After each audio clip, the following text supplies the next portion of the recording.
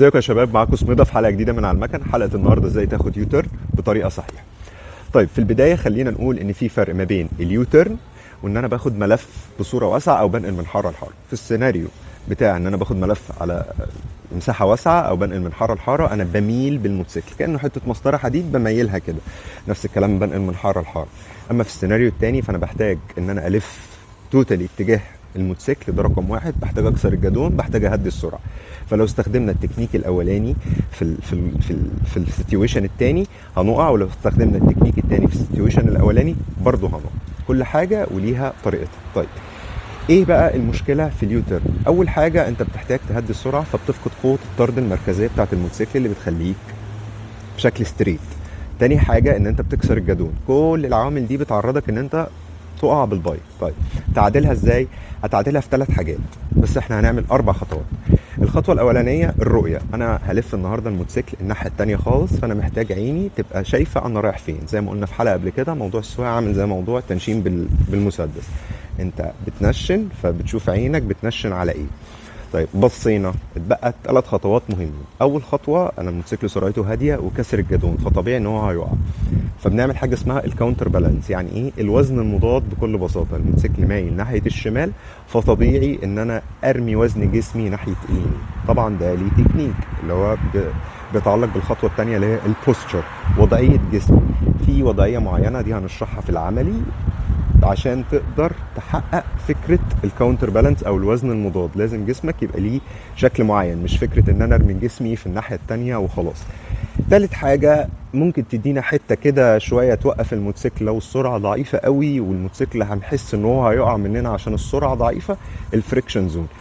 اتكلمنا قبل كده عن الفريكشن زون وفوائدها. هنا استخدامها ان انت لو حسيت لا قدر الله ان الموتوسيكل هيقع، بتدي سنه دبرياج بالفريكشن زون، فبتقوم جاي عادل الموتوسيكل تاني على المسار بتاعه عشان ما يميلش قوي ويقع منك ويفقد قوه الطرد المركزيه اللي اوريدي فقدها لان انت ماشي على سرعه بطيئه.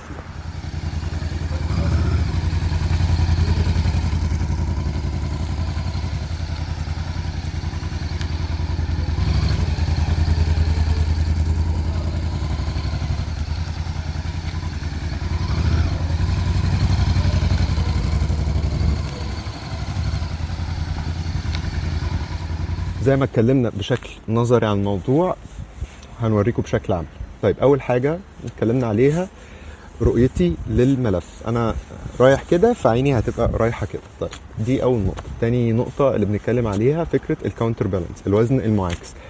طيب اوزن جسمي ازاي عكس اتجاه الموتوسيكل؟ في كذا طريقه، اشهرهم وابسطهم ان انا احرك دي بره الموتوسيكل شويه. في ناس بتحتاج تحرك مساحه اكبر من ناس، في ناس اقصر من ناس، بس هي الفكره ان انا احرك دي لا مؤاخذه شويه بره وزن الموتوسيكل. يعني ايه؟ يعني انا مثلا هميل كده فاقوم جاي بكل بساطه جاي كده شويه، المساحه هنا بقت اكبر من هنا. شايفك اللي بتبص. حركنا جسمي بره الموتوسيكل شويه والموتوسيكل بيميل ناحيه اليمين وانا جسمي ناحيه الشمال. طب بالنسبه لوضع رجلي، وضع رجلي حاجه اسمها الانكر او زي وضع المرساه. يعني بالعربي، باللغه العربيه، وضع المرساه ان انا بوز الجزمه هو اللي يبقى على السناده، مش كعب رجلي ولا نص رجلي، لا بوز الجزمه عشان كمان يدي ثبات ووزن اكتر. يبقى انا هطلع الجزء ده لبره شويه، رجلي بوز الجزمه هو اللي تحت. ده اول حاجه. الحاجه التانيه كتفي برضو مايل كده، ايدي اللي بره عكس اتجاه الملف يا بتبقى مفرودة يا بتبقى فيها كسرة بسيطة. التانية هي اللي بتبقى مقفولة وبتبقى جنب جسمي. وشي في الاتجاه اللي انا بلفه. ده كده بالنسبة للكاونتر بالانس وبالنسبة للبوستشر.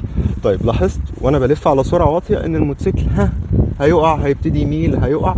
ابتدي اعمل سنه فريكشن زون. يعني ايه؟ انا النهارده دايس بنزين اقوم جاي مديله سنه فريكشن زون، فالموتوسيكل بدل ما كان مايل قوي او قرب يميل وهيقع يقوم يعدل تاني واسيب. هيميل تاني اديله سنه فريكشن زون هيتعدل. لتفاصيل اكتر عن حته الفريكشن زون ممكن نرجع لحلقه الفريكشن زون. يا رب ما نكونش طولنا عليكم.